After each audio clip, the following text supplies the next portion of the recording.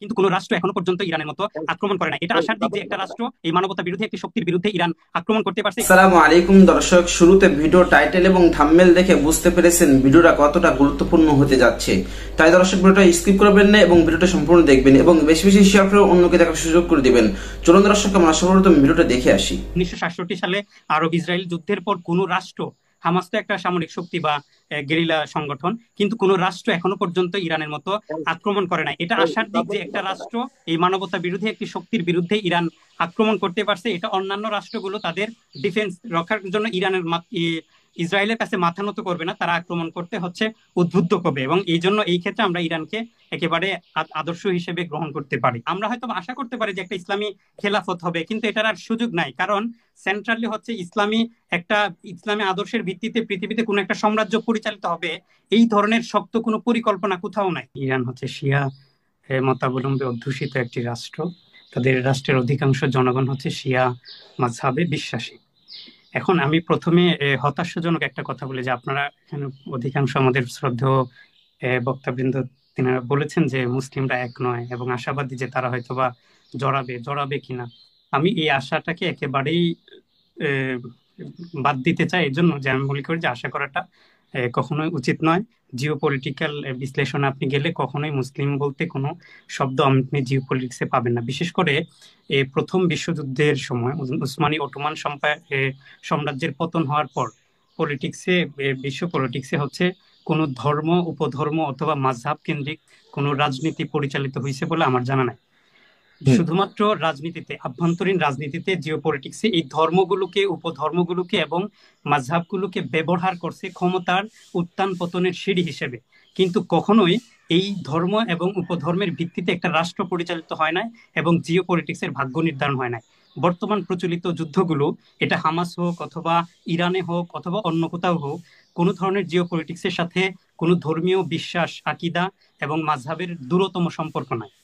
আভ্যন্তরীণ পলিটিক্স, আমি এখানে গুরুত্বপূর্ণ একটা তথ্য দিই যে শিয়া সুন্নির ব্যাপারটা, ইরান যখন ইসরায়েলের বিরুদ্ধে যখন কথা বলে, তখন স্বাভাবিকভাবে যারা ইসরায়েল বিরোধী, মানে ইসরায়েলের মানবাধিকারমূলক হত্যাকাণ্ডের এবং যুদ্ধাপরাধের বিরুদ্ধে যারা খুবই ব্যথিত, যখন কেউ ইরান থেকে একটা কথা বলে তখন সবাই ইরানকে বাহবা দেয়।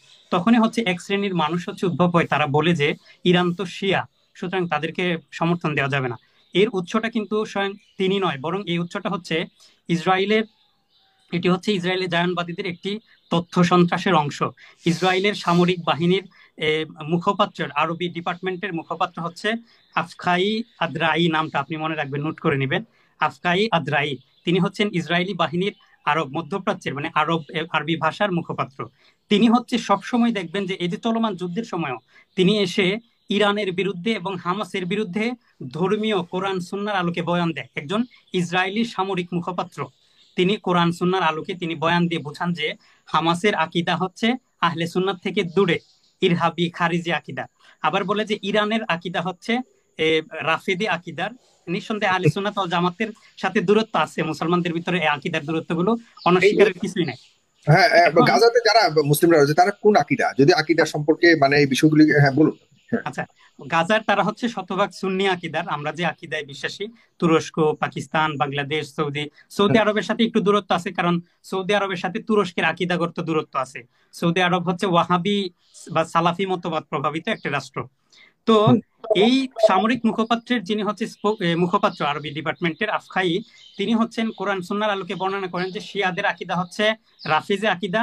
সুতরাং আপনারা এই শিয়াদের এই কর্মকাণ্ডের, এই সন্ত্রাসী কর্মকাণ্ডের যারা করতেছেন, তারা আল্লাহ রাসূল সাল্লাল্লাহু আলাইহি ওয়াসাল্লামের বাণী অনুযায়ী মান তাশাব্বাহা বিকাউমিন ফাহুয়া মিনহু, আপনারা শিয়াদেরকে সমর্থন দিলে তাদের অন্তর্ভুক্ত হবেন, মানে আপনারা রাফিজি হবেন, ইসলাম থেকে খারিজ হয়ে যাবেন, এই ধরনের বয়ান দেয়।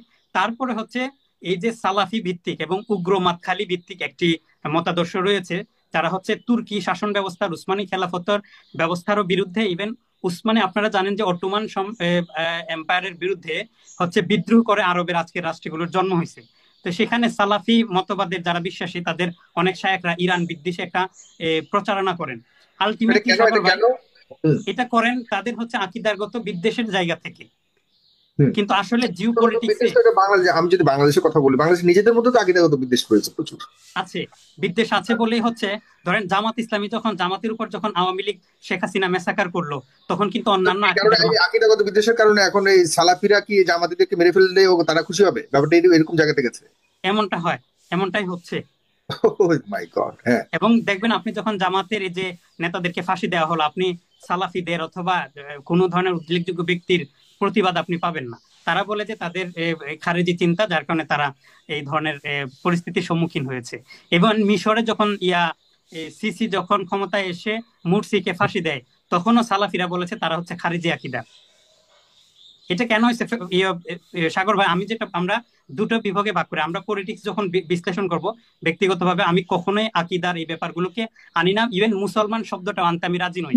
কিন্তু এই দুটোটার মধ্যে আকীদার নিয়ে বিভক্তি দেখা যাচ্ছে।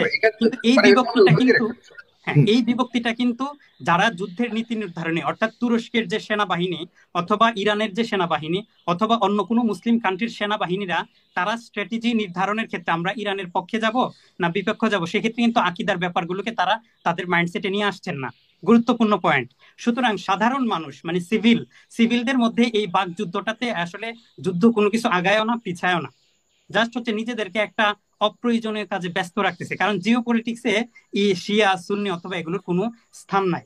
আপনি দেখেন ইরানের ক্ষেত্রে যতটুকু অভিযোগ করা হয় যে তারা হচ্ছে সুন্নিদেরকে হত্যা করছে, এই ধরনের অভিযোগ আসবে, হতে পারে। রাষ্ট্র হিসেবে তারা যখন সামরিক অপারেশন করেছে ইরাকে, তারপর হচ্ছে সিরিয়ায়, সেখানে সুন্নি মতাদর্শে অনেক মানুষ হত্যাকাণ্ডের শিকার হয়েছে। কিন্তু সৌদি আরব তো সুন্নি মতাদর্শ অথবা সালাফি ওয়াহাবি মতবাদের সৌদি সরকার, তারাও তো ইরানে মেসাকার করছে। অথবা আপনি দেখেন পাকিস্তান হচ্ছে সুন্নি মতাদর্শের রাষ্ট্র, তারা কি বাংলাদেশে মেসাকার করে না 1971 সালে? তারা কি বেলুচিস্তানে গণহত্যা করে নাই? তারা তো সুন্নিদের উপর গণহত্যা করছে, সুন্নি শাসকেরাও সুন্নিদের উপর গণহত্যা করছে। এই যে পাকিস্তানি শাসকেরা, সেনাবাহিনী হচ্ছে বাংলাদেশে, আফগানিস্তানে যখন হলো, এই যে সিরিয়াতে হচ্ছে, সবগুলি মুসলিম কান্ট্রি তো মোটামুটি ধ্বংস হয়েছে, গণহত্যায় অংশ নিছে। হ্যাঁ, সুন্নিরাও কি হেল্প করেছে মানে যখন আফগানিস্তানে হয়েছে এত কিছু? নিশ্চয়ই সুন্নি সরকারদের পাকিস্তানের ক্ষমতা ব্যবহার করে হচ্ছে আফগানিস্তানে মেসাকারে অংশ নিচ্ছে যুক্তরাষ্ট্র এবং অন্যান্য রাষ্ট্রগুলো। সুন্নিরা কি হেল্প করেছে তাদেরকে আফগানিস্তানকে করতে? যদি করে না, এবং যদি করতো সেটা সুন্নি হিসেবে করতো না, মুসলিম হিসেবে করতো না, এটা তাদের ভূরাজনৈতিক জিওপলিটিক্যাল ক্যালকুলেশনের জায়গা থেকে করতো।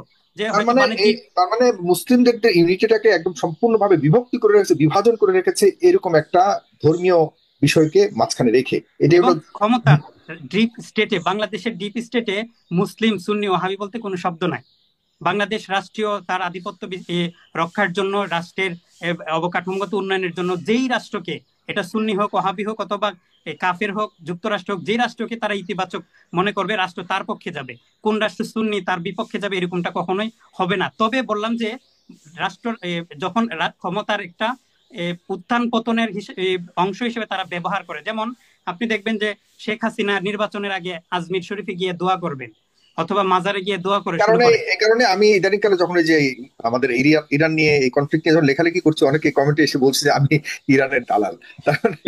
আমার পিছনে সাগর ভাই ইরানের পতাকা, আমাকে হয়তো শিয়াবাদের দালাল ফতোয়া দেওয়া, আমি শিয়া কি জিনিস, শিয়াজম কি, বা what is the difference between Shia and Sunni, এই বিষয়ে আমার ধারণাই নেই। কারণ আমি জানি। দর্শক, এই ভিডিও নিয়ে আপনার কি মতামত অবশ্যই কমেন্ট করে জানাবেন। আজকে ভিডিও এই পর্যন্ত। ভিডিওটি লাইক দিবেন এবং বেশি বেশি শেয়ার করে অন্যকে দেখার সুযোগ করে দিবেন। আসসালামু আলাইকুম।